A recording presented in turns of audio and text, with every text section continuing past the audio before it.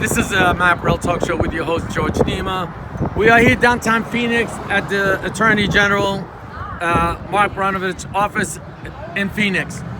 I ran into this gentleman. I don't know much about him, but I heard so much that everybody said I should talk to him. And here I am. I'm here with We the People. Obviously, they protesting in support of the AG to do the right thing. That's really a big difference. People thinking you're against the AG, and we're not. You guys are not, but you into like do the right thing. Now I ran into you because in the mix of this, I was covering this other event. So, sir, what is your name, sir? My name is Jason Funes. So, Mr. Funes, what are you doing here? That's really the common question I'm going to have to ask. Yeah, I guess that's $1 million question. Yes. I'm not getting paid, but people are asking.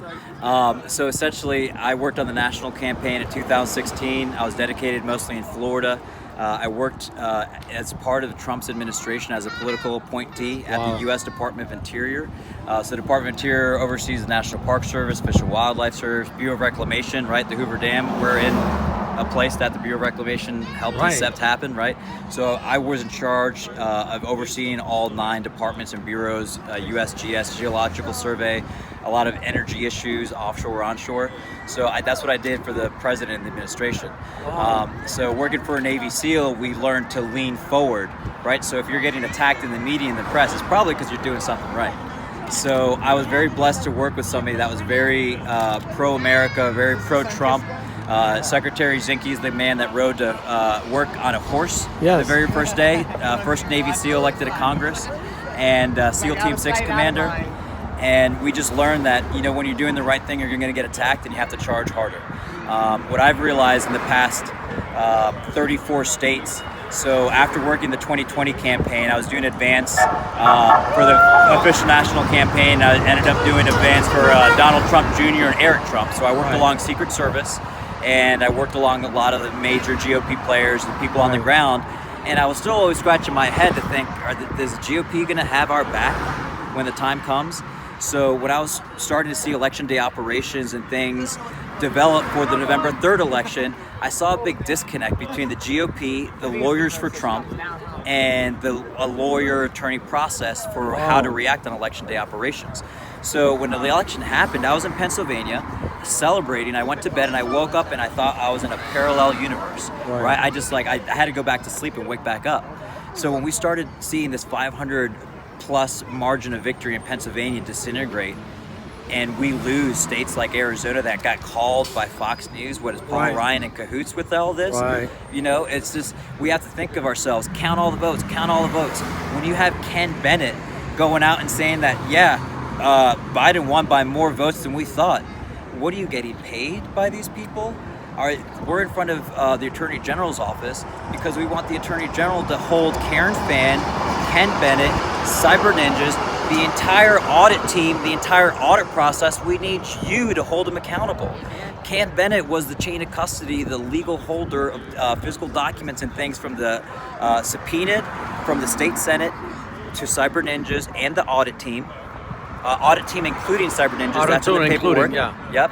And so when you have backroom deals that Karen Fann signed with the AG's office with no letterhead saying that you're going to, all the Cyber Ninja and Doug Logan and Patrick Byrne, everybody's been whining and crying about these spunk logs, the modems, the images of the envelopes, right, to verify the audit and actually do a real audit. But instead of Ken Bennett getting it and giving it to Cyber Ninjas, apparently this guy named John Shadegg, a former Rhino Republican from here in the Arizona area, is the one that's in charge of getting that critical information. Karen Fann, Attorney General, to John Shadegg. Where did Cyber Ninjas go? Why are you bypassing Ken Bennett? Why are you bypassing the whole Cyber Ninjas and the whole state audit process? So I decided to come out here. Basically, I'm finding out more here in Arizona than I did ever in the press and the media. We can't count on the press to actually have real journalism. So I've come out here and I've been out here for the last couple of weeks, and I'm finding out that people are upset. These audit reports are not doing justice to the hard work and the time that people spent away from their families going through all these ballots and seeing inconsistencies on printed paper, the ballots not even being marked, something printer machine, handwriting on batches of ballots. The canvas reports, you have multiple ballots coming from parking lots. from empty lots. You knock on people's door and you have 2 voters, but you have another 5, 7 voters that voted from the House that those people have no idea what happened, right? So why aren't we focusing and putting our teeth on something we can sink our mouth into, Right. except we're talking about, spunk logs and modems and probabilities of this and probabilities of that, when the audit didn't really actually audit anything. We really, have been done a disservice. Cyber Ninjas was hired originally by Karen Fann in the Senate for 10 days or about 2 weeks worth of work for $150,000, and we're in October, people. So I'm just from a nationwide perspective, ever since the November 3rd election, I went to the war room in Right. Washington, D.C. at the Trump campaign headquarters. Yes. I was on the 5th floor. I was giving information. I opened an account. I had about 19 entries of people even backdooring Michigan's entire voter roll. I had like a white hat hacker, a little bit of a stoner hippie dude, and I was chilling with him, and talking to him. I was feeling him out. He was feeling me out. But he literally told me he hacked into the entire voter registration roll for the state of Michigan. And he told me, Jason, if I could find it, that was there for somebody else to find, right? And so I ran this information to the IT team. They ran it to the lawyers Wow. at the Trump campaign headquarters. This is a week after the election. I saw the guy 2-3 hours afterwards, like, Jason, this is great. This is exactly what they were looking for. Awesome. I'm doing my job. I'm taking phone calls. We're getting a lot of prank calls at the time, if you remember. Yes. But I was at that war room fielding calls from all over the country. I knew what was happening, right? So when you have even our attorneys at the Trump campaign, what'd you do with all this information? I'm tired of being disappointed. I love Trump, but nobody got played more than Trump. I don't think his intelligence briefings were actually proper or correct probably the last year in office. Jared Kushner and the Office of Innovation gate-kept a lot of stuff. I think there's a lot of people, when Reince Priebus got there and infiltrated the entire Trump administration with his GOP operatives that were more loyal to the GOP than Trump. I was sitting with people when Scaramucci was the White House director, and people are giggling, laughing out, saying how they leaked information to the press and they thought the mooch was going to fire him and they still have a job. Ha ha ha ha. What? That is How are incredible. these people in our administration? Trump got betrayed, and the GOP. Was it like too many of them? Maybe it's not like when there's hundreds of them, it's very Yeah. hard to control. So when Half of his positions were not even filled. Well, Chris Christie is the fault for that. So Chris Christie was the head of the transition team going into the 2016 election. So after Right. he won, Chris Christie abandoned him about a month ago for the E-Hollywood video. Listen, if that's the best you had on Trump after all this time, thank you. That's it. Moving on, right? So people jumped off ship because they're politicians, right? And they were afraid. And so Chris Christie was in charge of getting all the heads of secretaries of different departments and administration officials. Right. And when he quit, all of that left with him. So we had a bunch of rhinos like David Bernhardt and other people at the transition team actually building up the administration with a bunch of rhinos. So when Trump actually got into office, it's not a small private business where you fire it, right? Right. There's unions that protect these people.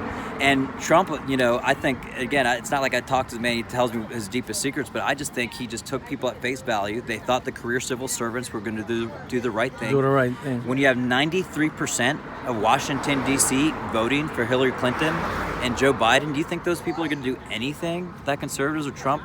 They were, in fact, fighting us, fighting us. Well, I noticed all the same The people resistance. that were taking them to court with the impeachment and all that. The same folks are in positions now with Biden's administration. It's unbelievable. So, for example, Bernhardt left in charge. This guy, Scott De La Vega. Oh boy, I've been waiting to get to you.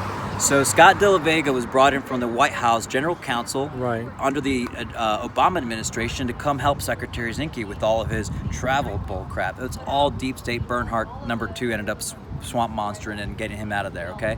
So I got no reason to hold anything back anymore. So screw all you guys. Rhinos were the death and the fall of this country and is the sabotage of the 2020 election. GOP and Republicans have done more to sabotage Trump in 2020 than any Democrat did. Where's that GOP RNC Election Integrity Commission report? Joe Gruters, he's my hometown chairman for the party of Florida. He's from my hometown in Sarasota. Where is your report? Where is all the GOP RNC money that people donated to get an actual audit report? We trusted the party to advocate for us, and you're part of the problem. not the solution. He's procrastinating. So the people within the administration leaked information out. They weaponized stuff. They got Secretary Zinke out of there. You know, our GOP and our establishment, Bush class of Rhino establishment administration are the people that suffocated Trump after 4 years. And that's where, you know, we got to wake up, America. Don't take people at face value. You have to hold your elected officials accountable. Karen Fann has to attest for the document that she signed. Why is Ken Bennett pretending to be the Senate liaison when he says he's not? Who is Matt Braynard really representing? And what is Cyber Ninjas doing out here? Because you do not represent the people of Arizona. Well, thank you for speaking with MAAP Real Talk Show, sir. God bless. Thank you. God bless you too.